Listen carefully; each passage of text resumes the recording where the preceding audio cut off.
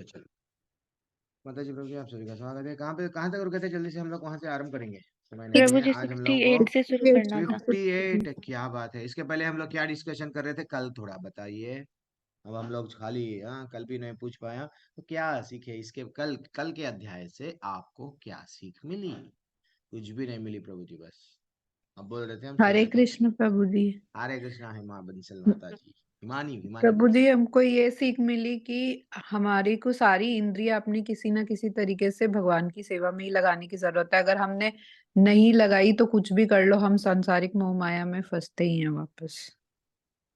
सारी फल, अच्छा, मोह माया में फंसते हैं।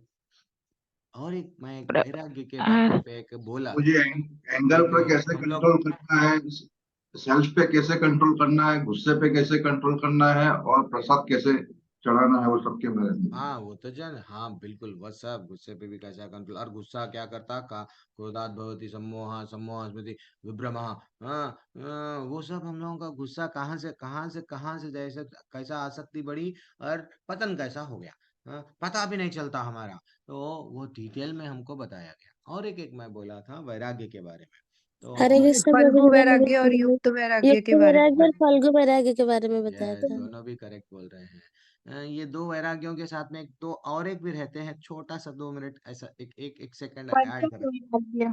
हाँ, मरकट वैराग्य। हाँ, मरकट वैराग्य एक रहता है, बंदर का वैराग्य वो तो दिखावा। देखो मेरे कपड़े देखो, मैं भी कपड़े क्या पहन रहा हूँ, देखो सिंपल रहा, लेकिन हाँ, लोगों को बताने के लिए जैसा चंद पॉलिटिकल लीडर्स क्या करते हैं, दिखाते एक हैं, अंदर से कुछ बाहर से कुछ रहते हैं। दिखाते तो देखो मैं बहुत, हाँ, लेकिन इतनी प्रॉपर्टी, इतनी संपत्ति, इतना ऐश्वर्य, एंजॉय एंजॉय एंजॉयफुल। तो ये मरकट वैराग्य है। हाँ, और एक एक वैराग्य ऐड करे थे उसमें हम लोग, स्मशान। जैसे ही जो कोई भी मर जाता है, वो मरने वाले व्यक्ति के पास जितना समय हम रहते हैं, ये जीवन तो वेस्ट है। जीवन में कुछ भी नहीं मिलना, एक दिन हमको राख बनना ही होगा। ऐसा ऐसा हम लोग,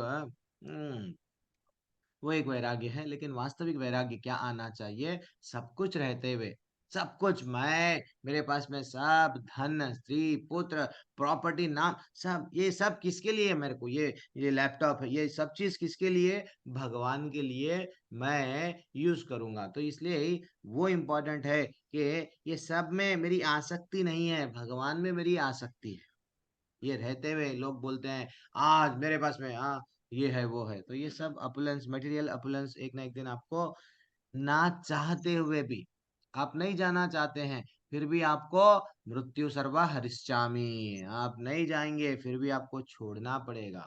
तो ये युक्त वैराग्य और फल्गु वैराग्य। फल्गु वैराग्य के लोग क्या करते हैं? युक्त वैराग्य तो ठीक है, सब चीज है, मैं भगवान का नित्य दास हूँ, कैशियर बन के रहते हैं, कैशियर के पास में बहुत पैसा रहता है, लेकिन वो अपना नहीं समझता है। लेकिन एक फल्गु वैराग्य के काफी लोग दिखते हैं। वो लोग क्या है, वो हम लोगों को, मैं फिर बोल रहा हूँ क्यों, कि ये अगर हमको समझ में आ गया वैराग्य का कॉन्सेप्ट, तो हम लोग वस्तुओं को छोड़ते नहीं। अगर कोई हमको दे रहे हैं, प्रभु जी आप ले लीजिए एक पेन, ये एक नहीं दो नहीं, 1000 रुपए का पेन है। बाप रे, 1000 रुपए का? नहीं, मैं फंस जाऊंगा पेन। नहीं, वही पेन मैं कान्हा को कैसा यूज करूंगा? ओके ठीक है, आप दे दिए ना, ठीक है, मैं कैसा यूज करूंगा? अच्छा ठीक है, आप मेरे को पैसे दिए हैं, ठीक है, आप वस्त्र दिए हैं, तो कान्हा को हर चीज क्या करना है, हम छोड़ते हैं। वो लोग सन्यासी बन जाते हैं, गुफाओं में जाके रहते हैं, वो बोलते हैं हम तो सब बहुत बड़े सन्यासी है, हम तो वैरागी है, हम सब कुछ छोड़ दिए। तो यहाँ पे हम हिट करे थे। मैं आज भी वही समय से वही टॉपिक से हम लोग डिस्कशन स्टार्ट किए, क्योंकि वो बहुत इंपॉर्टेंट श्लोका है हमारे लाइफ। और दो श्लोकाएं, कौन से थे वो? 50, नहीं 62, क्रोधात भवति सम्मोह, 63 एक है, और 64 एक है श्लोका। वो भी अच्छा सा था। सभी श्लोक पूरे वही है हमारी इंद्रियों को कंट्रोल करने के, लेकिन ये दो श्लोक जो, क्रोध से एक व्यक्ति कैसा पतन होता है। फिर अब हम लोग कहाँ पे थे माता जी? हम लोग 64 से स्टार्ट करेंगे। प्रभु जी 68 68 से। से प्रभु जी। 68 तक? अरे वाह, अरे बाप रे, 4 श्लोका में अध्याय खत्म। अरे कल ही हो जाता था अगर हम, चलो ठीक है। फिर भी ब्यूटीफुल क्लास लिए कल सुशील प्रभु हमारे। तो 68 श्लोका आज हो सके तो थर्ड अध्याय, फिर वेरी इंपॉर्टेंट टॉपिक देखेंगे इस्कॉन और मध्वाचार्य के प्रीचिंग्स में आचार्य क्या बता रहे हैं, उसमें से हम क्या लिए हैं। हमको ब्रह्म मध्व गौड़ीय संप्रदाय तो बोला गया, फिर मध्वाचार्य के कुछ हम लोग भी फॉलो करते क्या और क्या नहीं करते, वो भी आज हम लोग स्पेशल टॉपिक में देखेंगे। 68 श्लोका। तस्माद ये वर्ड जहां कहीं भी भगवत गीता में संस्कृत में आया तो हमको समझना चाहिए देयरफॉर। हाँ, फाइनल कंक्लूजन क्या है बोलो, बोल रहे हैं भगवान। तस्माद यस्य महाबाहो निगृहीता निगृहीतानि सर्वशः इंद्रियाणि इंद्रियार्थेभ्यास तस्य प्रज्ञा प्रतिष्ठितः। व्यास माता जी। जी प्रभु जी। तस्मादस्य महाबाहो निग्रहितानि सर्वशः इन्द्रियाणीन्द्रियाभ्यस्य तस्य प्रज्ञा प्रतिष्ठिता। हरि बोल, क्या बोल रहे हैं। अतः हे महाबाहो, देयरफॉर, जिस पुरुष की इंद्रियां अपने अपने विषयों से सब प्रकार से विरत होकर उसके वश में रहती है, उसी की बुद्धि निस्संदेह स्थिर होती है। बुद्धि यहाँ वहां भटक रही है, तो जो व्यक्ति निरंतर अच्छा सा क्या कर सकता है, अपने इंद्रियों को जो कंट्रोल कर सकता है, वो ही असल बता दिए कि भगवान वही स्थिर बुद्धि वाला है। छोटा सा तात्पर्य है, पढ़ लीजिए। तात्पर्य शिला प्रभुपाद द्वारा शिला प्रभुपाद की जय। कृष्ण भावनामृत के द्वारा यह सारी इंद्रियों को भगवान की दिव्य प्रेमा भक्ति में लगाकर इंद्र तृप्ति की बलवती शक्तियों को दमित किया जा सकता है। जिस प्रकार शत्रुओं का दमन श्रेष्ठ सेना द्वारा किया जाता है, उसी प्रकार इंद्रियों का दमन किसी मानवीय प्रयास के द्वारा नहीं, अपितु उन्हें भगवान की सेवा में लगाकर रखकर किया जा सकता है। जो व्यक्ति यह हृदय यंगम कर लेता है कि कृष्ण भावनामृत के द्वारा बुद्धि स्थिर होती है और इस कला का अभ्यास प्रामाणिक गुरु के पद प्रदर्शन में करता है, वह साधक अथवा मोक्ष का अधिकारी कहलाता है। हरे कृष्ण प्रभु। या ब्यूटीफुल। यस माता जी, बोलिए क्या बताया गया। प्रभु जी, इसमें बोला जा रहा है कि जैसे कि हमारी जो इंद्रियां हैं वो भगवान की सेवा के द्वारा ही उसके मतलब शक्तियों को दमन किया जा सकता, अन्यथा कोई और साधन है ही नहीं। और गुरु के निर्देश के अनुसार ही मतलब वो साधक मतलब अच्छे से इंद्रियों को कंट्रोल कर सकता है। हरे कृष्ण। अपने गुरु के मार्गदर्शन में गुरु हमको बताते हैं कहाँ पे हमको फंसना है, कहाँ पे नहीं फंसना है। तो गुरु के मार्गदर्शन में कृष्ण भावनामृत में रहते हुए क्या बोल रहे हैं, वह साधक अथवा मोक्ष का अधिकारी कहलाता है। ठीक है ना। तो ये अभ्यास जो प्रामाणिक गुरु के पद प्रदर्शन में जो करता है, डेफिनेटली वो इमिडिएटली स्थिर बुद्धि वाला वो है। उसकी विषयों में ज्यादा रुचि नहीं रहती है। विषय उसको कैसा लगते हैं, विष के समान लगते हैं। ये ब्यूटीफुल श्लोका है। अब नेक्स्ट श्लोका पे जाएंगे। या निशा सर्वभूतानां तस्यं जगर्ति संयमी यस्यां जगर्ति भूतानि स निशा पश्यतो मुनेः। क्या बोल रहे हैं, जब सब जीवों के लिए रात्रि है, वह आत्म संयमी को के जागने का समय है, और जो समस्त जीवों के जागने का समय है, वह आत्म निरीक्षक मुनि के लिए रात्रि है। चलो पढ़िए। सत्येंद्र मलिक प्रभु जी पढ़ लीजिए। हरे कृष्णा प्रभु जी, हरे कृष्णा माता जी, श्री प्रभुपाद जी की जय। श्री प्रभुपाद जी द्वारा बुद्धिमान मनुष्यों की दो श्रेणियां हैं। एक श्रेणी के मनुष्य इंद्रिय तृप्ति के लिए भौतिक कार्य करने में निपुण होते हैं, और दूसरी श्रेणी के मनुष्य आत्मनिरीक्षक हैं, जो आत्म साक्षात के अनुशीलन के लिए जागते हैं।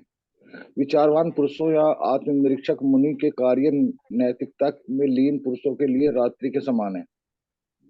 भौतिकवादी व्यक्ति ऐसी रात्रि में अनभिज्ञता के कारण आत्म साक्षात के प्रति सोए रहते हैं। आत्मनिरीक्षक मुनि भौतिकवादी पुरुषों की रात्रि में जागे रहते हैं। मुनि को आध्यात्मिक अनुशीलन की क्रमिक उन्नति में दिव्य आनंद का अनुभव होता है, किंतु भौतिकवादी कार्यों में लगा व्यक्ति आत्म साक्षात के प्रति सोया रहकर अनेक प्रकार के इंद्रिय सुखों का स्वप्न देखता है, और उसी सुप्त अवस्था में कभी सुख तो कभी दुख का अनुभव करता है। आत्मनिरीक्षक मनुष्य भौतिक सुख तथा दुख के प्रति अन्वय रहता है, वह भौतिक घातों से अविचलित रहकर आत्म साक्षात के कार्यों में लगा रहता है। हरे कृष्णा प्रभु जी। हरे कृष्ण। थोड़ा समझाइए प्रभु, क्या बोल रहे हैं? थोड़ा कुछ भी। अरे प्रभु जी ये सब मत बोलो प्रभु, सीधा। ठीक है ठीक है, पढ़ रहे हैं, थोड़ा समझ रहे हैं। ब्यूटीफुल। कोई कोई लोग रहता है, कोई किसी किसी को कीर्तन में रुचि रहता है, किसी किसी को भगवान को अच्छे से भोग बनाने में, किसी किसी को भगवान के लिए, अरे मेरे लड्डू गोपाल को मैं कल एक माता जी से अच्छा सा फोटो भिजाए हैं उनके आल्टर का, लड्डू गोपाल को स्वेटर पहना दिए। स्वेटर पहना दे के, क्या प्रभु जी हमको तो ठंड ठंड लगती है, तो क्या मेरे लड्डू गोपाल को ठंड नहीं लगती है क्या? तो वो उसके नीचे भी लिख रहे हैं, तो हम ना प्रभु जी अब ठंड बहुत ही लग रहा है, तो इसलिए हम लड्डू गोपाल को, हम तो गरम गरम अच्छा सा पानी नहाते हैं, तो हम लड्डू गोपाल को गरम ही पीना पानी नहीं नला रहे, देखो प्रभु जी। तो कितना कनेक्ट होते हैं। चलो ठीक है, तो हम टॉपिक पे आ जाएंगे। प्लीज म्यूट कर लीजिए। जब सब जीवों के लिए रात्रि है, आत्म संयमी को जागने का समय है। यहाँ पे क्या बोल रहे हैं? बुद्धिमान मनुष्य को के की दो श्रेणियां हैं, ऐसा बोल रहे हैं। मैं गलत वर्ड पढ़ रहा हूँ क्या? यस। तो एक श्रेणी के मनुष्य इंद्रिय तृप्ति के लिए भौतिक कार्य करने में निपुण होते हैं। एक श्रेणी है। अब एक ये तो काफी लोग हैं ऐसे कि एक पहली श्रेणी वाले, यस मेरे को मेरे घर में एसी चाहिए, बंगला चाहिए, मोटर चाहिए, क्या करूं? अच्छा ऐसा पैसे कमाऊं, अच्छा नहीं ऐसा पैसे कमाऊं, तो इसमें ही वो परफेक्ट हो जाते हैं। कैसा मैं अगले के जोम में से पैसे अपने जोम में निकाल के लेके आऊं, ना ये एक अच्छा सा सीख लिए। और ये क्या रहते हैं? दूसरी श्रेणी के मनुष्य आत्म निरीक्षक है, जो आत्म संरक्षक साक्षात्कार के अनुशीलन में लगे लगते हैं। दूसरा दूसरा कैटेगरी क्या है कि वो हमेशा मैं भगवत धाम के लिए कैसा प्रयत्न करूं, ये मैं तो शरीर नहीं हूं, मैं आत्मा हूं, जान गया। तो इसलिए ही ये श्लोका स्थित प्रज्ञ व्यक्ति के बारे में बताया गया। यानी दो तरह के, आप समझो, भक्त है। एक एक भक्त ज्यादातर क्या करते हैं? नहीं, भक्त ज्यादातर क्या करते हैं? दो तरह के नहीं, दो तरह के लोग में भक्त है। अब जो आध्यात्मिक जगत में जो जाना चाह रहे हैं भक्त बन के, वो क्या करता है? सुबह जल्दी उठ जाता है। यस, सुबह 3 बजे, कोई 4 बजे उठ जाते हैं, कोई 2:30 बजे उठ जाते हैं। जब एकादशी आती है, इतने मैसेज आते हैं हमारे ग्रुप में, 6 बजे के अंदर लोगों के 16 माले हो जाते हैं, किसी के 32 माले हो जाते हैं। अरे अब 64 का तो बात 6 बजे ही हो गया, तो 64 तो आराम कर ले, आराम से कर लेंगे। तो एक्चुअली भक्त 3 बजे 4 बजे उठ रहा है इसलिए वो भक्त कहला रहा है? नहीं, वास्तविक अर्थ क्या है सोने का? भी जो श्लोका में बोल रहे हैं दिन में सोता है रात में जागता है, तो एक्चुअली ये जागना सोना क्या है? इसका मतलब क्या है? आध्यात्मिक व्यक्ति, आध्यात्मिक जो व्यक्ति भगवान से जो जुड़ता है, उसको भौतिक वस्तुओं में रुचि नहीं रहती है। यानी ये है। और वैसे ही जो भौतिकवादी व्यक्ति है, हमेशा स्वप्न देखता है, बस एक सपनों की दुनिया में रहता है। मैं एक कार खरीद लूंगा, मैं फ्लाइट में जाऊंगा, मैं ये करूंगा, मैं वो करूंगा। वो एक जी रहा है लेकिन स्वप्न में। तो इसलिए ही नो आप भगवान यहाँ पे बोल रहे हैं कि वो सब जीवों के लिए रात्रि है, सब जीवों के लिए क्या है? एंजॉय करना। बेटा तू क्या पढ़ रहा है? भगवत गीता पढ़ रहा है, भागवतम पढ़ रहा है? हाँ, कंठी तू कंठी माला पहनेगा क्या? साधु बाबा बनेगा क्या? मेरी बेटी तू कभी भी तुलसी मत पहन। तुलसी अगर तू धारण कर लेंगी, लड़का नहीं मिलेगा, क्योंकि तू भक्त बन जाएगी। मेरा भाई थोड़ी बनना है हमको। मत अटेंड कर इस्कॉन की क्लासें। हाँ, तो ये सब क्या है? ये लोग सो रहे हैं, ये लोग गहरी नींद में सो रहे हैं, वास्तविकता में हम जागे हुए हैं। क्योंकि उन लोगों को नहीं मालूम, उन लोगों को नहीं मालूम कि करना क्या है। तो हाँ, हमेशा भक्त क्या करता है? उसका उद्धार कैसा करना। अभी मैं एक श्लोका भिजाया आप, लेकिन वास्तविकता में अभी जो श्लोका भिजाया ध्रुव महाराज का श्लोका आपके चैट में, ग्रुप चैट में है, वहां पे भी क्या बोल रहे हैं और हम लोग ज्यादातर, अगर मेरे को दो भी अच्छे लग रहे हैं, क्या अच्छे लग रहे हैं? हाँ प्रभु जी, क्या? मेरे को सपनों की दुनिया भी अच्छी लग रही है, समझो थोड़ी देर के लिए। और हाँ, आध्यात्मिक जगत भी अच्छा लग रहा है, इधर मूवीज भी अच्छे लग रहे हैं। तो फिर मेरी स्थिति क्या है? हम लोग ये समझ जाओ, हम लोग अभी भी भक्ति में प्रगति नहीं कर रहे हैं। ऐसा होता है, पैसा कमाना अभी भी अच्छा होता है, लगता है। तो इसलिए हमको हमारे शास्त्र, हमारे आचार्य बता रहे हैं, पैसा कमाने के लिए इतनी ज्यादा गधे के वैसा मेहनत मत करो। ठीक है, जितना भगवान की दया से आ गया है, ठीक है, इसमें ही खुश रहना बस। लेकिन मैं और प्राप्त करूंगा, हाँ, मेरे टैलेंट को इतना बढ़ा दूंगा कि मैं भगवान के लिए समय नहीं दूंगा, व्यर्थ है। तो इसलिए बोले, ध्रुव उवाच, हाँ, यो यो अंतः प्रविश्य मम वचाम इमं प्रसुप्तम। वो बोल रहे हैं, मेरे जैसे ही भगवान पहले थोड़ी देर के लिए, भगवान उनको थोड़ी देर के लिए दिखे, फिर बाद में उनके नजरों से ओझल हो गए। तो फिर ध्रुव महाराज बोल रहे, हे भगवान, आप सर्वशक्तिमान हैं। मेरे अंतकरम ने प्रविष्ट होकर आपने मेरी सभी सोई हुई इंद्रियों को, हाथ, पांव, स्पर्शेंद्रियां, प्राण तथा मेरी वाणी को जागृत कर दिया है। अब मैं आपको सादर नमस्कार करता हूँ। यानी इसके पहले हम लोग क्या कर रहे थे? यस, एंजॉय में लगे हुए थे। लेकिन जैसे ही भगवान प्रविष्ट, कर्ण रंध्रेना, दूसरे स्कंद का श्लोका है, जैसे ही आप अंदर चले गए हैं, अब अंदर गए बाद में मेरी सचमुच में इंद्रियां जाग गई। यानी इंद्रियां जागने का मतलब, जो इंद्रियां मैं जिस भौतिक वस्तुओं के प्रति भगा रहा था, वहां से खींचना है, मेरे को मालूम हुआ है आपको। तो इसलिए हम लोग कल पूरा यही टॉपिक डिस्कस करें, स्त्रियों के बारे में, पुरुषों के बारे में, कैसा हम इंद्रियों के बारे में कैसा फंसते हैं, हर टॉपिक डिस्कस करें। क्यों? ये लेवल पे आने के लिए, ये लेवल जो इसलिए तस्मात बोला गया। अब लास्ट फाइनल कंक्लूजन श्लोका से क्या बोल रहे हैं? 78 श्लोका। अपुर्यामानम अचल प्रतिष्ठाम समुद्रम अपह प्रविश्यन्ति याद्वात् तद्वत् कामायम प्रविश्यन्ति सर्वे। यस, व्यास माता जी, थोड़ा सा आप। जी प्रभु जी। आपूर्यमाणमचलं प्रतिष्ठं समुद्रमापः प्रविशन्ति यद्यत् तद्यत् कामायं प्रविशन्ति सर्वे स शान्तिमाप्नोति न कामकामी।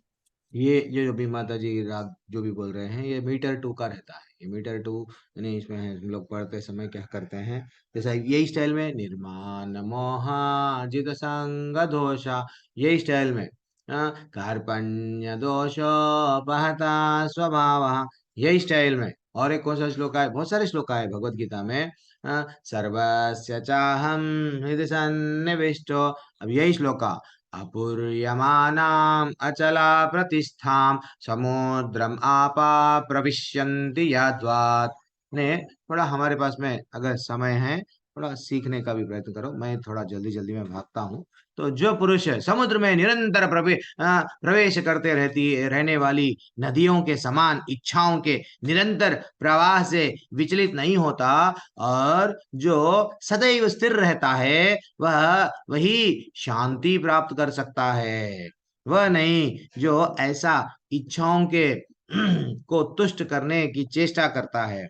अब इच्छाएं तो बहुत सारे आते जाएंगी। हाँ, इवन हम लोग जब भी कम वो हम पे वांट्स आर, वो क्या बोलते हैं, ये अनियंत्रित, वांट्स आर अनलिमिटेड, कितने माने ये जाएगा और एक आएगा, ये जाएगा और एक आएगा।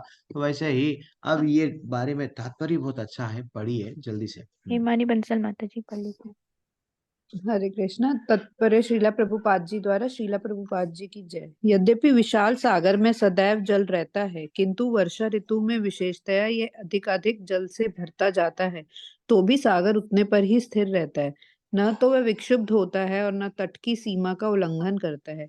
यही स्थिति कृष्ण भावना भावित व्यक्ति की है। जब तक मनुष्य शरीर है, तब तक इंद्रिय तृप्ति के लिए शरीर की मांगे बनी रहेंगी, किंतु भक्त अपनी पूर्णता के कारण ऐसी इच्छाओं से विचलित नहीं होता। कृष्ण भावना भावित व्यक्ति को किसी वस्तु की आवश्यकता नहीं होती, क्योंकि भगवान उसकी सारी आवश्यकताएं पूरी करते रहते हैं। अतः वह सागर के तुल्य होता है। अपने में सदैव पूर्ण, सागर में गिरने वाली नदियों के समान इच्छाएं उसके पास आ सकती है, किंतु वह अपने कार्य में स्थिर रहता है और इंद्र तृप्ति की इच्छा से रंच भर भी विचलित नहीं होता। कृष्ण भावना भावित व्यक्ति का यही प्रमाण है।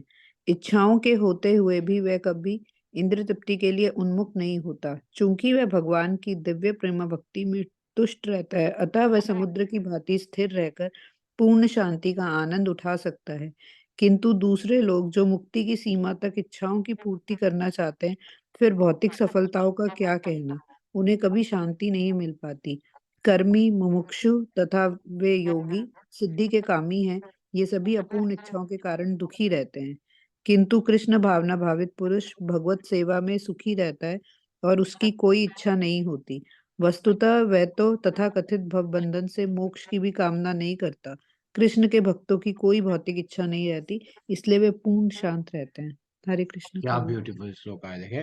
कर्मी, मैं क्या करूंगा तो मेरे को क्या मिलेगा। मुमुक्षु, यस मेरे को मोक्ष मिलना, यस मैं इतनी कर। एंड फाइनली योगियां क्या कर रहे हैं, मेरे को सिद्धि चाहिए। इन लोगों को कुछ ना कुछ चाहिए, लेकिन भक्त को क्या चाहिए, कुछ भी नहीं चाहिए।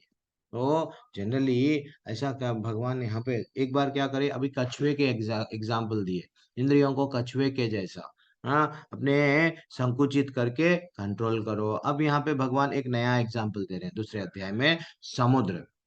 समुद्र जितने भी नदियां आते रहते हैं, बहुत सारे पानी इधर से उधर से आता रहता है, लेकिन कभी ऐसा नहीं होता है कि भाई पानी बहुत आ गया, कि समुद्र एकदम बड़ा हो गया, ये समुद्र का पानी एकदम ओवरफ्लो होके यहाँ वहां चला नहीं आता है। वो इसीलिए ही हमारे पास में भी क्या है, एक भक्त में भी क्या होता है, बहुत सारे इच्छाएं रहते हैं, उसको मालूम है ये इच्छा कौन सी है, वो इच्छा कौन सी है, वो इच्छा कौन सी है। ठीक है, ये मेरे लिए वेस्ट है, मेरे को ओवरफ्लो नहीं होना है। हाँ, मेरे लिए ये सब चीज वेस्ट है, वो समझ जाता है। ठीक है ना। तो ये एक भक्त, लेकिन वही अगर भक्त नहीं रहता है, वो जैसे ही इच्छा आती है, वो इच्छा को पूरी करने में, आज अब नई नई शादी हो गई समझो, वो अलग बात है। दहेज में अगर गाड़ी आ गई, बहुत अच्छी बात है, पत्नी को गाड़ी पे लेके जा रहे हैं, फिर भी टू व्हीलर, पहले क्या करते थे, साइकिल देते थे हमारे पिताजी के, वो और पहले घड़ी दे देते थे, बाद में गाड़ी आई, बाद में अब कार क्या क्या दे रहे हैं कि आएगी पता नहीं, देना तो नहीं चाहिए। तो अब क्या करते हैं, अब पत्नी बोलती है देखो, चलो अब ये गाड़ी बहुत हो गया, दूसरी गाड़ी। एंड फाइनली अब हमारी इच्छा बढ़ गई, दूसरी गाड़ी और एक गाड़ी और एक गाड़ी। अब गाड़ियों के बाद में कार पे आ गए, कार भी बदलते जाते हैं, वैसे ही फ्लैट, वैसे ही घर। हाँ, इच्छाएं कमी नहीं होती है। वो वह पति समझने लगता है, ठीक है मैं ये पत्नी को 1 तोला दे दूंगा, खुश हो जाएगी। नहीं, 1 तोले के बाजू जीरो लगा दो, 10 तोला बन जाएगा, तो भी वो खुश नहीं होगी। 10 के बाजू और एक शून्य बढ़ा दो, 100 तोला दे दो सोना, लेकिन उसको खुशी नहीं है। हाँ, क्योंकि इच्छाओं पे भौतिक लोगों को क्या है, अब एक बार सैटरडे आया, चलो बहुत दिन हो गया है, मूवी जाएंगे, लाइक फिर नेक्स्ट, फिर मूवी जाएंगे, फिर नेक्स्ट, यही बाहर का खाएंगे, मूवी जाएंगे, जीवन यही है। लेकिन भक्त समझ जाता है, समझ जाता है। इवन भागवत में भी ब्यूटीफुल पॉइंट, ब्यूटीफुल एक एग्जाम्पल के साथ में भागवत में समझाया गया, 2 अलग अलग पॉइंट्स बताए गए कि पहाड़, पहाड़ पे जब बहुत भारी वर्षा हो रही है, जैसा ये जो हम लोग गोवर्धन पर्वत के समय पे देखे, तो अगर पहाड़ पे अगर कोई झोपड़ी है, पहाड़ पे अगर किसी घर है, हम लोग देखते हैं ना कई बार, अरे पहाड़ पे से ऐसा आगे हो गया, तो पहाड़ के जितने भी छोटे छोटे झोपड़ी है, छोटे छोटे घर है, वो क्या हो जाते हैं, गिरने लगते हैं, क्योंकि पानी इतना भयंकर बरस रहा है, उससे वो बहाव में गिर जाते हैं। लेकिन पहाड़, हाँ, पानी के बहाव में आगे चला जाता क्या? अरे नहीं प्रभु, नहीं इतने प्रभु ही, जी नहीं जाता। मैं बीच में क्यों खोज रहा हूँ, है या नहीं है, लेफ्ट साइड के तो नहीं जाता है। वैसे ही एक भक्त जो भगवान से कनेक्टेड होता है, पहाड़ के वैसा टिकावा रहता है, टॉलरेट करता है, वो परेशानियों में बह बह के नहीं चला जाता। ये ब्यूटीफुल व्यू श्रीमद् भागवत में दिया गया, और एक व्यू दिया गया, और एक पॉइंट यही पहाड़ के बारे में। अब एक बड़ा पहाड़ है, पानी गिरा, पानी गिरा, पानी गिरा, पहले हम लोग देखते हैं ना, कभी कभी पानी नहीं गिरने से पहले पहाड़ पे कुछ कचरा जम गया है, धूल जम गई है, पहाड़ पे यानी इतना सब क्लीन नहीं दिखता है हमको, हाँ जिधर बनो। लेकिन जैसे ही एक बार पानी गिरता है, तो पानी गिर के उसकी जो पहाड़ की जो गंदगी थी वो सब लेके चले गए बाद में पहाड़ एकदम हरा भरा, कितना ब्यूटीफुल दिखता है, बहुत अच्छा लगता है।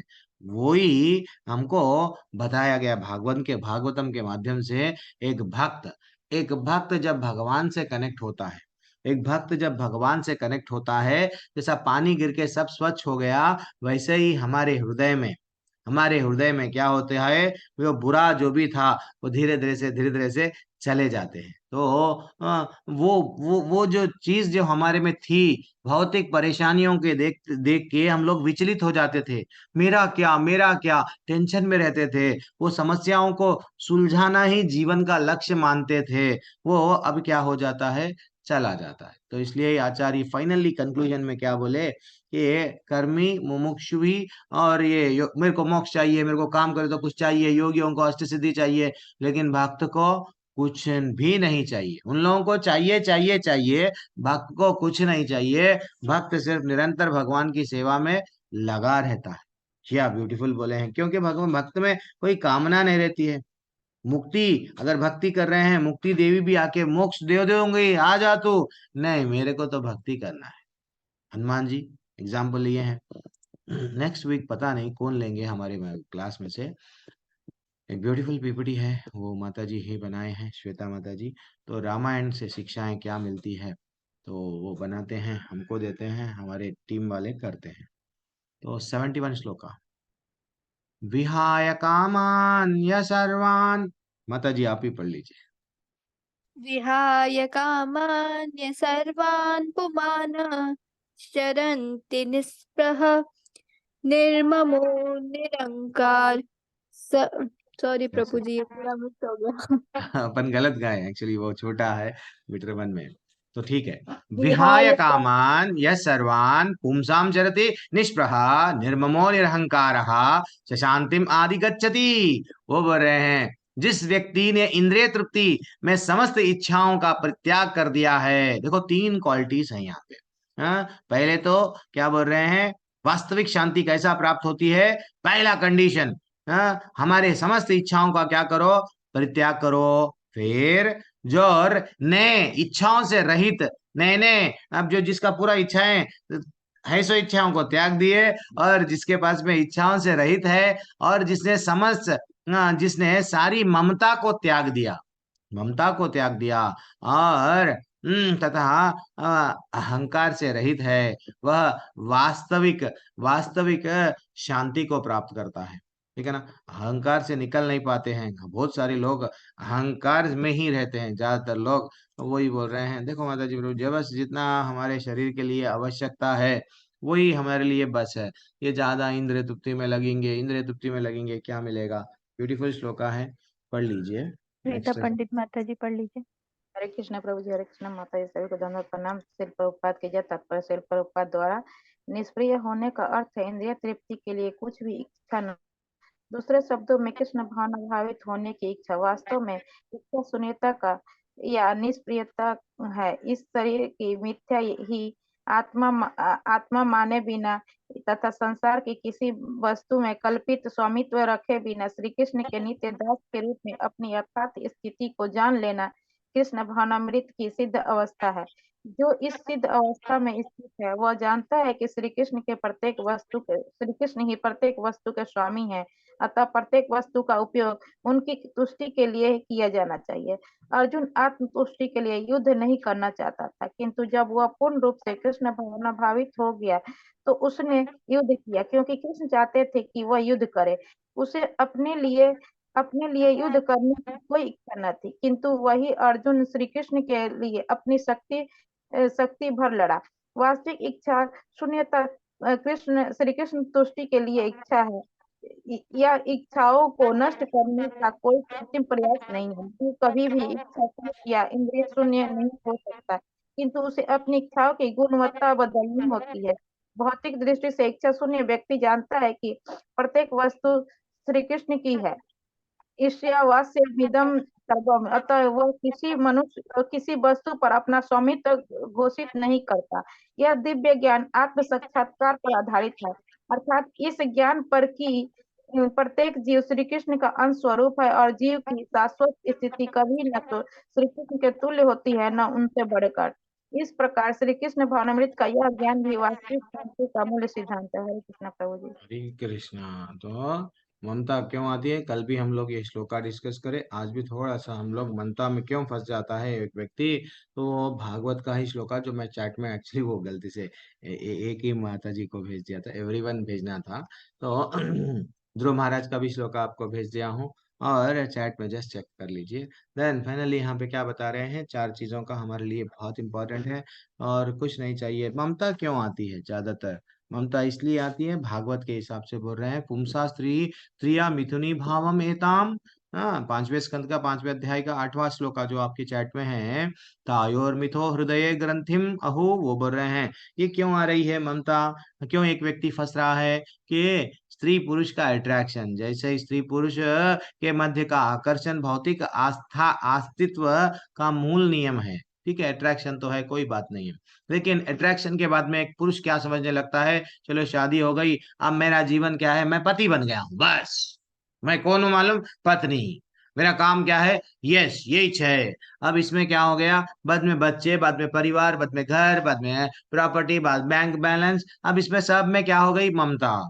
अब इसमें क्या हो गया है कि एक इंसान फंस गया, किसमें हम फंस गया, मैं और मेरा में। तो इसलिए ही वो बोल रहे हैं जिसने सारी ममता त्याग दी, बहुत कठिन है, बहुत कठिन है, जिसने त्याग सारी, वो क्या बोल रहे हैं, ईशावास्यम इदम सर्वम, के हे भगवान तुम ही ये सब इस वस्तुओं के क्या है, अब मेरे को मालूम है आप ही इसके बॉस है, मैं सिर्फ आपका बॉस रहूंगा। एक प्रभु जी मिले थे, एक मेरा ही फ्रेंड है, जब मैंने अच्छा समय उसको रिक्वेस्ट किया था, मैं भी भाई इस्कॉन में जाओ, ऐसा मिलना है, ऐसा करेंगे अपन, ये देखेंगे वो देखेंगे। वो था, वो ठीक है, वो नहीं ना बोल सका, वो आ रहा था आ रहा था आ रहा था, अच्छा सा आया, 6 महीने हो गए, हाँ लेवल 1 हो गया, लेवल 2 भी, कभी मेरी क्लासेस कभी ये क्लासेस, सुन तो रहा था, अच्छा सा परिवर्तन, चलो मंदिर में आया, प्रसाद खा रहा था, संडे संडे क्लासेस होती है वो भी अटेंड कर रहा है, लेकिन सडनली, हाँ सब तो क्लासेस अटेंड किया, सब अच्छा लग रहा था उसको, कृष्ण के कथाएं, हाँ भगवान कैसा लीला है, सब अच्छा लग रहा था, लेकिन जैसे ही उसको एक श्लोका बोला गया, तृणादपि सुनीचेना तरोरपि सहिष्णुना मानिना मानदेना कीर्तनीया सदा हरि, ये श्लोका जैसे ही सुना, फिर वो श्लोका पे मंथन करने लगा, अच्छा जीवन में भक्त बनना है तो टॉलरेट करना, अपने आप को घास समझना, इतना छोटा पदवी, और सहन करना, पेड़ के वैसा, अगर पेड़ को मारा गया काटा गया तो पेड़ रिटेलिएट नहीं करता, वापस लड़ता नहीं, हाँ पेड़ को जलाया जाता, कुछ भी नहीं कर, इतना तो मेरे से नहीं होता, मैं छोड़ दूंगा। मैं फोन किया उसको कि प्रभु जी आप आ रहे नहीं, हाँ भाई तुम, हाँ आ रहे थे, अच्छा आ रहे थे, प्रसाद वे सब, हाँ साथ में नाच रहे थे गा रहे थे, सडन भाई इतना तो झुकना अपने, क्या बोल रहा है उसका यूज वर्ड है, हमारे वो उनका लैंग्वेज है ना, हमारे बाप से नहीं होता है, इतना इतना सरेंडर तो मेरे से हो ही होगा नहीं। हाँ कोई भी बोले तो सह लेना कहते, दिस इज टू मच। कितना कितना एक व्यक्ति देखो कैसा फंसा हुआ है, उसको सब चीज मालूम है, यहाँ सोना क्या है, हर कोई सो रहा है, भगवत गीता में क्या है मालूम है, भौतिक संसार क्या है मालूम है, आत्मा है, सब चीज मालूम है, मालूम रह के भी, देखो श्री प्रभुपाद बोलते हैं, एक एक जो व्यक्ति सचमुच में सोता है उसको अगर हम जगाएंगे वो जाग जाएगा और उसका उद्धार कर सकते हैं। श्री प्रभुपाद और एक बोलते हैं, एक व्यक्ति अगर सोने का ढोंग कर रहा है, सोने का ढोंग कर रहा है, उसको नहीं जगा सकते हैं, बहुत मुश्किल है उसको जगाना, है कि नहीं, सोने का ढोंग, ये सब सोने, सबको मालूम है भगवत गीता में क्या है, सबको मालूम है हमको यहाँ से निकल के कहाँ जाना है, फिर भी क्या लगे हुए हैं, यस इकट्ठा करने में लगे हुए हैं, सामान इकट्ठा कर रहे हैं। मैं, हाँ, वो मेरे मासा जी के पास में, मेरे मौसा जी, मालूम ना, वो मौसा जी के एरिया बहुत अच्छा एरिया है, उसके पास वाला बगल वाला एक प्लॉट मिल गया तो बहुत अच्छा रहता प्रभु जी। अब वो प्लॉट मिल गया, अब वो प्लॉट को कंस्ट्रक्शन ईएमआई से प्लॉट खरीदेंगे, ईएमआई खत्म होगा, ईएमआई से बनेंगे। अब वो प्लॉट को देख लेते हुए, क्योंकि पहले के 25 साल, दूसरे के 25 साल, तीसरा 25 साल एक व्यक्ति कुछ भी काम नहीं करता है, एक ऐसा परिस्थिति आ जाता है। हाँ, पहले तो बूढ़े हो गए तो पुकारते जाते हैं, प्रभु म्यूट कर लो। बाद में जो है सो बूढ़ों का काम क्या रहता है, घर की रखवाली। बहू बोलती है तुम यहाँ क्या कर रहे हो, बैठो, हम थोड़ा बाहर जाके आएंगे। यस, मैं बैठूंगा, जो जो मैं कमाया वो देखूंगा, कितनी आ सकती है। तो इसलिए ये चार चीज बहुत बहुत इंपॉर्टेंट है श्लोका में। क्या बोल रहे हैं, शांति कैसा मिलती है, ये चार चीज क्या बोल रहे हैं, इच्छाओं का परित्याग कर दो, इच्छाओं से रहित हो जाओ, और नया सेल खरीदूंगा। क्यों, एक 10,000 के सेल में काम चल रहा है, क्या मिलेगा, स्वेटर है, और एक स्वेटर खरीद रहे हैं, लोगों को बता रहे हैं, बस ठीक है, एक एक एक एक में चल रही ही जीवन, चलने दो। सारी ममता को त्याग रहे हैं। ममता के कारण कितना खर्चा करते हैं, और अहंकार से रहित हो जाना है, अहंकार नहीं आना भी इम्पोर्टेंट है। ये श्लोक बहुत इंपॉर्टेंट है। लास्ट श्लोका पे आ गए, हरि बोल बोलना पड़ता।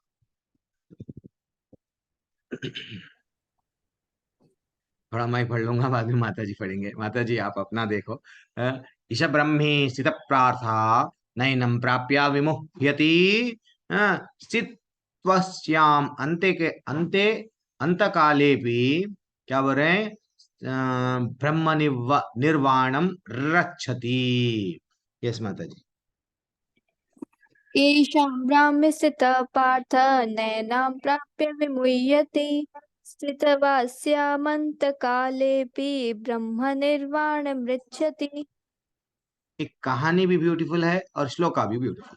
क्या है, यह आध्यात्मिक तथा ईश्वरीय जीवन का पथ, जिसे जिसे प्राप्त करके मनुष्य मोहित नहीं होता। यदि कोई जीवन के अंतिम समय में भी इस तरह स्थित हो, तो वह भगवत धाम को प्राप्त हो जाता है। ये श्लोका डायरेक्ट मायावादियों को, डायरेक्ट बुद्धिस्ट स्टोरी, शून्य से आए शून्य में चले जाएंगे, वो सब को निकाल रहा है। यहाँ पे क्या है, भगवान ऑलरेडी 15वें अध्याय में बता दिए, ना तद भाषय तो सूर्यों में क्या बताए, मेरा एक अच्छा सा धाम है, वहां जाके कई श्लोकाओं के माध्यम से वहां जाके फिर वापस नहीं आना पड़ता है, ऐसा बताए हैं। अभी भगवान क्या बोल रहे हैं, अगर ये ऐसी बुद्धि आ गई व्यक्ति में, यदि कोई जीवन के अंतिम समय में भी अंत काले भी ब्रह्म निर्वाणम रक्षति, वो बोल रहे हैं समय में भी इस तरह स्थित हो, किस तरह समस्त इच्छाओं से, अभी तक जो बोले कंडीशना, तो वह भगवत धाम जाने के लिए रेडी है। ब्यूटीफुल श्लोक है, पढ़ लीजिए। बाद में मानसी खडगवांग की एक स्टोरी में बोल देके, नहीं तो किसी को मालूम है तो वो बोल दीजिए, मैं रुक जाता हूँ, बोलिए। मानसी माता जी पढ़ लीजिए।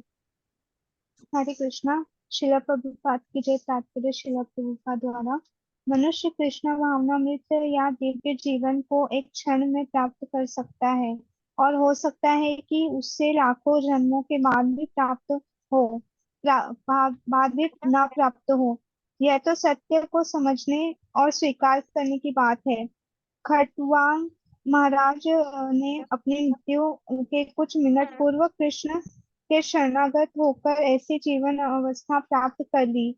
निर्वाण का अर्थ है भौतिकतावादी जीवन शैली का अंत।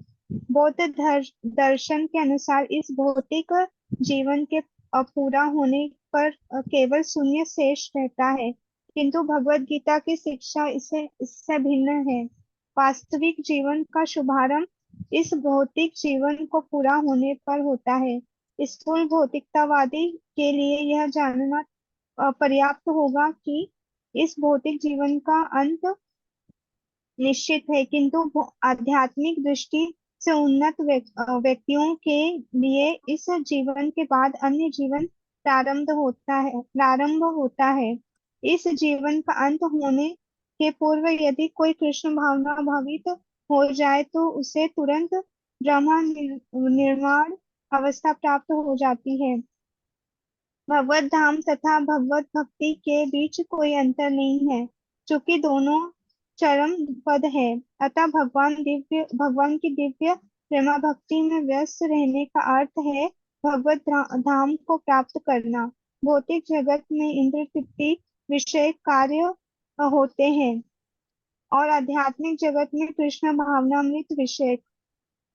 इसी जीवन में ही कृष्ण भावनामृत की प्राप्ति तत्काल ब्रह्मा प्राप्ति जैसी है, और जो कृष्ण भावनामृत में स्थित होता है वह निश्चित रूप से पहले ही भगवत धाम में प्रवेश कर चुका होता है। ब्रह्म और भौतिक पदार्थ एक दूसरे से सर्वथा विपरीत है। अंतः ब्राही स्थिति का अर्थ है अभौतिक कार्यों के पद पर न होना। भगवत गीता में भगवत भक्ति को मुक्त अवस्था माना गया है, अतः ब्राह्मी स्थिति भौतिक बंधन से मुक्त है। श्रील भक्ति विनोद ठाकुर ने भगवत गीता के इस द्वितीय अध्याय को संपूर्ण ग्रंथ के प्रतिपाद विषय के रूप में संक्षिप्त किया है। भगवत गीता के प्रतिपाद है कर्म योग, ज्ञान योग तथा भक्ति योग। इस द्वितीय अध्याय में कर्म योग तथा ज्ञान योग की स्पष्ट व्याख्या हुई है एवं भक्ति योग की भी झांकी दे दी गई है। इस प्रकार भगवत गीता के द्वितीय अध्याय गीता का सार का भक्ति वेदांत तात्पर्य पूर्ण हुआ। हरे पूरा कृष्ण। हुआ। वेरी बोल, क्या बोल रहे हैं वो? ये श्लोका क्या है? हमारा जीवन का रियल सक्सेस क्या है? हाँ, यदि कोई अंतिम समय में कोई भी इस तरह स्थित हो जाता है तो वह भगवत धाम जाएगा। तो रियल सक्सेस क्या है? जो आपको चैट में मैं भिजाया, एतावान सांख्य योगभ्याम स्वधर्मा प्रणिति परिनिष्ठया जन्म लब्धा पर पुंसाम अंते नारायण स्मृति। वो बोल रहे हैं हाईएस्ट भाई, मैं जीवन में क्या करा, मैं कितना कामयाब हूं मालूम? मैं 4 बंगले, एक बंगला जो है सो दार्जिलिंग में, एक बंगला गोवा में, एक बंगला ऊटी में, ये मेरे जीवन का धन है। मैं बहुत कामयाब हूँ क्योंकि बहुत सारे शेयर्स खरीद लिया, LIC वो कर लिया, सब पॉलिसियां कर लिया, बहुत सारा कामयाब। ये कामयाब नहीं है जीरो बढ़ाना। जीरो बढ़ाना कामयाब नहीं है। The highest perfection of human life क्या है? वो achieved either by complete knowledge of matter and spirit and by practice of mystic powers और by perfection discharge of occupational duty. क्या बोल रहे हैं? ये जितना भी सब चीज भक्ति कर रहे हैं, सेवा कर रहे हैं, जो भी कर रहे हैं, लेकिन आप सक्सेस कब मिलता है? अंते नारायण स्मृति। वो अंत में क्या रहता है? एक पति अगर अपने पत्नी से ज्यादा आसक्त है, पत्नी तुम्हें सर्दी हो जाएगी, बाहर मत निकलो, दिस इज व्हाट, पत्नी से बहुत आसक्ति अगर जिसको हो जाती है तो उसका नेक्स्ट जीवन क्या मिलेगा? स्त्री का जीवन मिलेगा, क्योंकि स्त्री के प्रति बहुत आसक्त था। फिर भी अगर माता क्या बोलते हैं, स्त्रियां पत्नियां पति के प्रति अगर आसक्त हो गई तो कोई डरने की बात नहीं है। नेक्स्ट जीवन क्या मिलेगा? वो पुरुष बन के मिलेगा। तो जो जो उनको तकलीफ हो रही है स्त्री बन के, स्त्री योनि में, मनुष्य योनि में स्त्री बन के, देन वो सब उन लोगों को, लेकिन अगर पुरुष बन जाएंगे। लेकिन प्रॉब्लम क्या है? अंत में नारायण स्मृति कब की कौन सी वस्तुओं में आती है? जिससे हमारी ममता रहती है, जिस चीज पे ज्यादा इच्छाएं रहती है, वो चीज, अरे मैं वो नहीं कर पाया, वो कर पाना। तो रियल सक्सेस लाइफ का हमको ये श्लोका बताता है, दूसरे स्कंद का पहला अध्याय का 6वां श्लोका। अब यही श्लोका पे कहानी है। अब जीवन भर खड्गवांग महाराज क्या कर रहे हैं? इतने पहले के लोग क्षत्रिया, देखो पहले के लोग, दशरथ महाराज रहने दो, चाहे पहले के जितने भी क्षत्रिया, मैं हम लोग राजा नुहुष की भी कहानी देखे हैं, तो ये सब में इंद्र जैसे देवताएं, इनके ये लोग इतने बलवान थे, इनको बुलाया करते थे, आइए असुरों से लड़ना है, आप अपनी शक्ति में, अपनी कला में आप बहुत निपुण हैं, हमारे को थोड़ा हेल्प कीजिए ना। तो ये लोग जाके उनको हेल्प करते थे। तो वैसे ही खड्गवांग महाराज जीवन में क्या करे? बस अब इंद्र को हेल्प कर रहे थे, बड़े बड़े धर्ग वट असुरों को धराशायी कर रहे थे। देवताएं भी प्रसन्न है, क्या शक्ति का प्रदर्शन कर रहे हैं। सडनली उनको याद आया। क्या याद आया?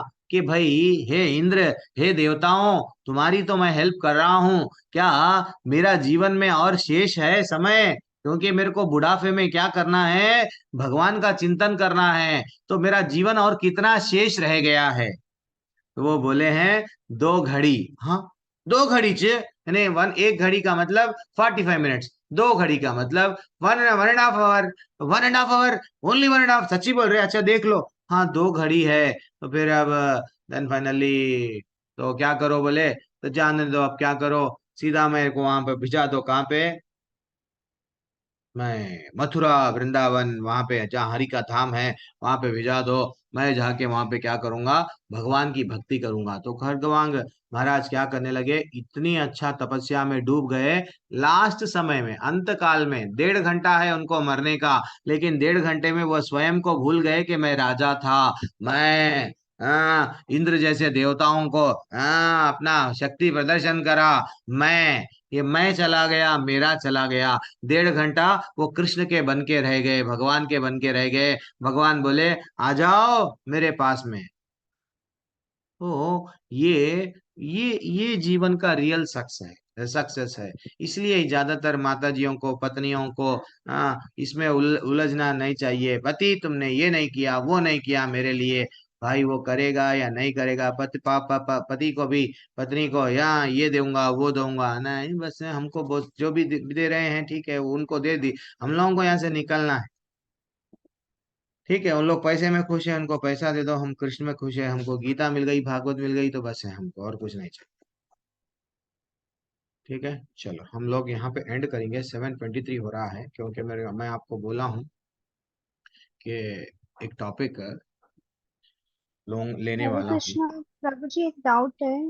इसमें लास्ट सेकंड पैराग्राफ में लिखा है कि श्रीला भक्ति विनोद ठाकुर ने भगवत गीता के इस 3वीं अध्याय में, तो भगवत गीता जो है वो प्रभुपाद जी ने लिखा है, तो नहीं श्रीला नहीं नहीं भक्ति। नहीं नहीं नहीं। हाँ, तो एक्चुअली क्या है कि अपने जितने भी आचार्य है, हाँ, वो अपना कमेंट्री बोलते हैं ना। हर कोई क्या बोलते हैं भगवत गीता के बारे में, हर कोई उपदेशामृत के बारे में, यानी वो पहले जो आचार्य समझाते हैं वो सरल भाषा में बताने का प्रयत्न करते हैं। ठीक है ना? प्रैक्टिकली वो जब के लिए, हाँ, इसके लिए वहां के एग्जाम्पल्स लेते हुए उसको, उसलिए तो कमेंट्री यहाँ बताया गया। तो ये हम लोग जब स्टार्टिंग में पढ़े थे ना, आज हम लोग ये जब भगवत गीता का ये बार जब हम लोग पढ़ रहे थे, तो ज्यादातर वो माता जी, दीप्ति माता जी बोले प्रभु जी कोई भी नहीं बताता है, भूमिका हम नहीं पढ़ते हैं और ये नहीं पढ़ते। तो इंट्रोडक्शन में भी बताया गया कि आचार्य क्या करते हैं, ये सब जितने भी कमेंट्रियों को ये सब स्टडी करके और सरल और सिंपल सिंपल एग्जाम्पल्स के साथ में हमको दिए हैं। ठीक है, सब लोग देते हैं माता जी, ऐसा नहीं है। अपना अपना, इवन भागवतम पे भी। अब इसलिए ही तो देखो, हर कोई जो है सो नहीं नहीं मैं इसको ऐसा बताऊंगा, फिर उसको उसको फिर चेंज हुआ, फिर मॉडिफाई, नहीं तुम ये जो श्लोका को ऐसा बताए। तो इसलिए कई आचार्य आए हैं, लेकिन फाइनल कंक्लूजन चैतन्य महाप्रभु, और चैतन्य महाप्रभु में कुछ संप्रदाय को जो हम लोग लेके चल रहे हैं, गुरु शिष्य की, तो चैतन्य महाप्रभु जो बताए हैं वही लेके चल रहे हैं हम लोग। ठीक है, हरे कृष्ण। ओके प्रभु जी, हरे कृष्ण। तो अब एक ब्यूटीफुल टॉपिक जो मैं लास्ट पार्ट 2 समझो ऑफ मध्वाचार्य स्टार्ट करेंगे आज हम लोग। थोड़ा सा ध्यान से सुनना, क्योंकि कभी कभी